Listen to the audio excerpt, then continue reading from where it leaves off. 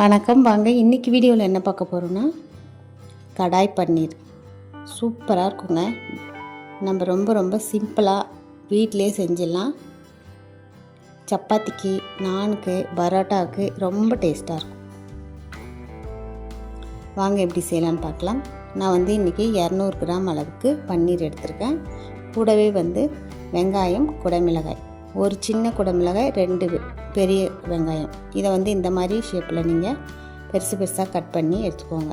இது கூடவே மிளகாய்த்தூள், தனியாத்தூள், உப்பு, கரம் மசாலா சேர்த்து நல்லா மிக்ஸ் பண்ணிக்கோங்க. மிக்ஸ் பண்ணிவிட்டு நம்ம இப்போ அப்படியே பொரிக்க வேண்டியதுதான். இதை நீங்கள்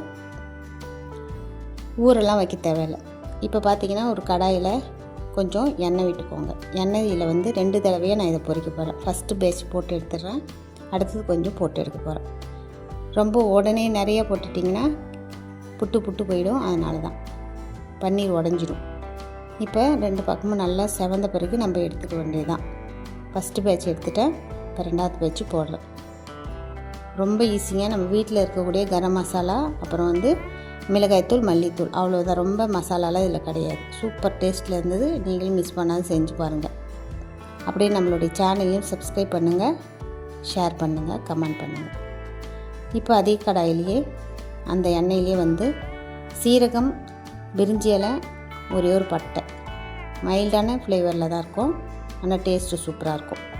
இதில் வெங்காயம் குட்டி குட்டியாக கட் பண்ணி 2 வெங்காயம், 2 பச்சை மிளகாய், இஞ்சி பூண்டு பேஸ்ட்டு 1/2 ஸ்பூன் எல்லாம் வதங்கினதுக்கு பிறகு தக்காளி பழம் நல்லா மிக்ஸி ஜாரில் அரைச்சி 2 பழம் சேர்த்துருக்கேன். எல்லாம் பச்சை வாசனை போகிற வரைக்கும் நல்லா வதக்குங்க. கூட கொஞ்சமாக தண்ணி சேர்த்துங்க. ஒரு 1/2 ஸ்பூன், 1/2 டம்ளர் அளவுக்கு தண்ணி சேர்த்துக்கணும். இதில் மசாலா பார்த்திங்கன்னா மிளகாய்த்தூள், தனியாத்தூள், கரம் மசாலா, மஞ்சள் பொடி, உப்பு, நம்ம ஏற்கனவே உப்பு போட்டிருக்கோம். இதெல்லாம் சேர்த்து வதங்கினதுக்கப்புறம் தண்ணி சேர்த்துக்கோங்க.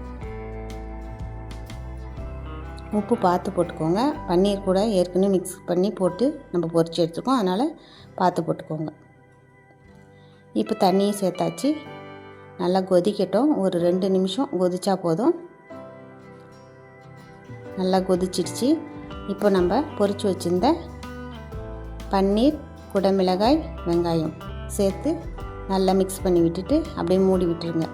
ஒரு 2 நிமிஷம் கொதிச்சா போதும். ரொம்ப நேரம் கொதிக்கணும்னு அவசியம் கிடையாது. பாருங்கள், நல்லா கொதிச்சிடுச்சு. கிரேவி நல்லா ஒன்று சேர்ந்து வந்துருச்சு.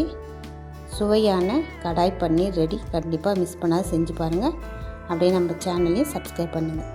நன்றி. இன்னொரு வீடியோவில் பார்க்கலாம்.